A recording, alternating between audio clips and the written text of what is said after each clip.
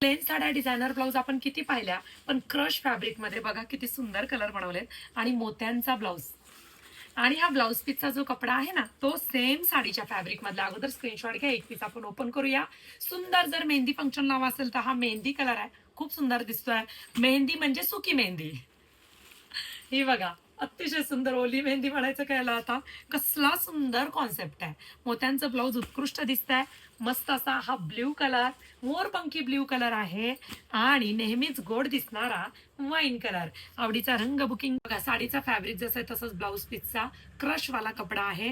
Golden जरी आणि त्यावरती मोती आहे आणि खरंच खूप सुंदर. म्हणजे आरी वर्क केल्यानंतर जसा माझा ब्लाऊज तुम्हाला वाटतोय ना, तसा हा ब्लाऊज तुम्हाला कितीतरी साड्यांवरती होणार आहे.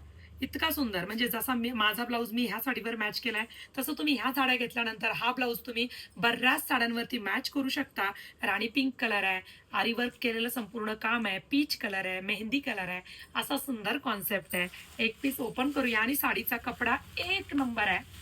क्रश फॅब्रिक आहे, सिल्क किंवा सिफॉनची साडी नाहीये फक्त. आता ही बॉर्डर जर तुम्ही पाहिली तर पहा, बॉर्डरवरती आपण संपूर्ण जोधपुरीचं काम पण केलंय, रेशम सिल्कचं पण केलंय, थ्रेडवर्कचं पण केलंय. इतकी सुंदर बॉर्डर आहे.